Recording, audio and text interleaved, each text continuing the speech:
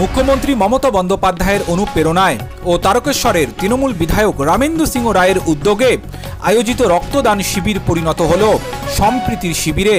সর্বধর্ম বর্ণ নির্বিশেষে রক্তদান শিবিরে সম্প্রীতির বার্তা দিলেন তারকেশ্বরের বিধায়ক তথা আরামবাগ সাংগঠনিক জেলা তৃণমূল কংগ্রেসের সভাপতি রামেন্দু সিংহ রায়।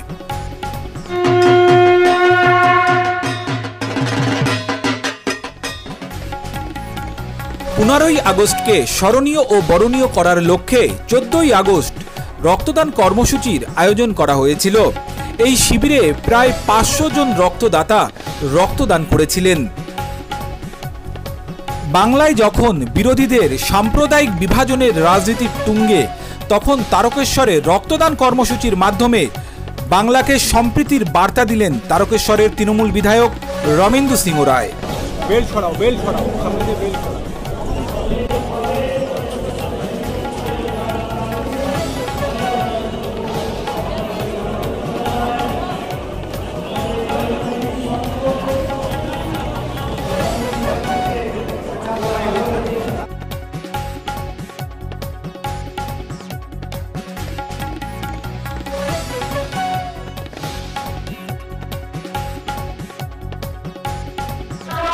তারকেশ্বর বিধানসভার বিধায়ক রামেন্দু সিংহ রায় মহাশয় 14ই আগস্টে বড় করে এই রক্তদান শিবির আয়োজন করেছে। এতে আমাদের খুব আনন্দিত এবং খুব খুশি। তারকেশ্বর বিধানসভার বিধায়ক শ্রী রামেন্দু সিংহ রায় এই রক্তদান শিবিরটা প্রতি বছরই করেন, এবছরও করেছেন, বড় করে করেছেন। আমরা খুব খুশি। রক্ত মানুষের প্রাণ ফিরিয়ে দেয়, এটা আমরা খুব আনন্দিত। প্রত্যেক বছরই এরকম আয়োজন করে থাকি এবং তাতে আমরা প্রত্যেকেই অংশগ্রহণ করি এবং তাতে করে আমাদের যে মানুষ সবাই ওনাকে যে ভালোবাসা দিয়ে নিয়ে মানুষের সঙ্গে মেলামেশা, তার জন্য উনি ডাকলেই আমরা সবসময় আসি এবং থাকি, আমরা ওনার পাশে আছি। এবং একদিকে যেমন রক্তদান শিবির অনুষ্ঠিত হয়েছিল, অন্যদিকে মূল মঞ্চে দলের বিশিষ্ট আমন্ত্রিত অতিথিদের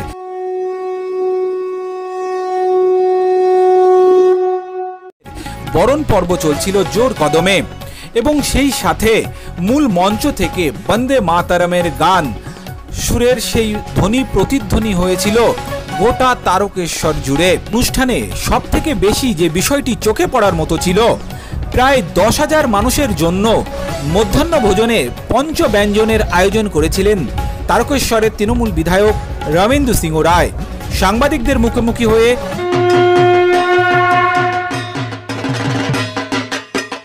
তিনি কি বার্তা দিলেন আপনাদের দেখাবো সেই চিত্র।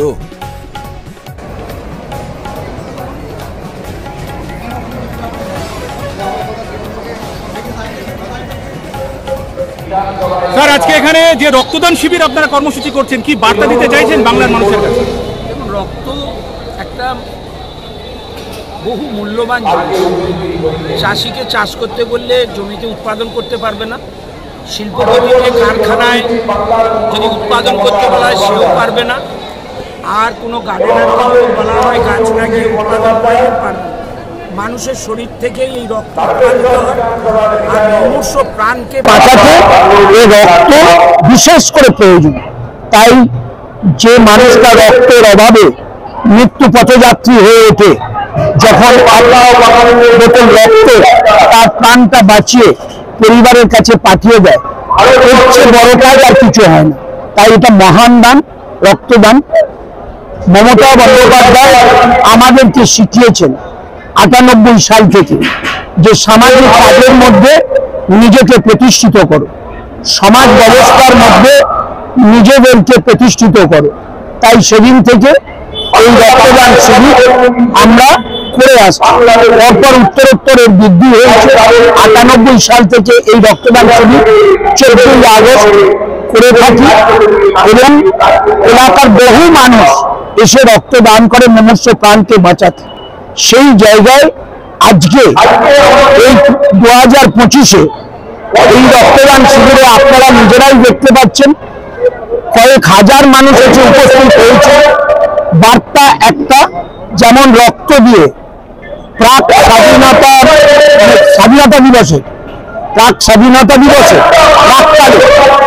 এই রক্ত দিয়ে যেমন মনুষ্য প্রাণ বাঁচাচ্ছে, ঠিক তেমনি মাননীয় মুখ্যমন্ত্রী এই বাংলা বাঙালি এবং বাংলা ভাষাকে বাঁচানোর জন্য যে লড়াই শুরু করেছে কেন্দ্রীয় সরকার পরিচালিত নির্বাচন কমিশনার এসআইআর এর মাধ্যমে এই বাংলা তথা ভারতবর্ষের বিভিন্ন রাজ্য থেকে ভোটারদেরকে বাদ দেবার যে পরিকল্পনা তৈরি করেছেন তার বিরুদ্ধে জনমত তৈরি করতে আমাদের মুখ্যমন্ত্রী আহ্বান করেছেন।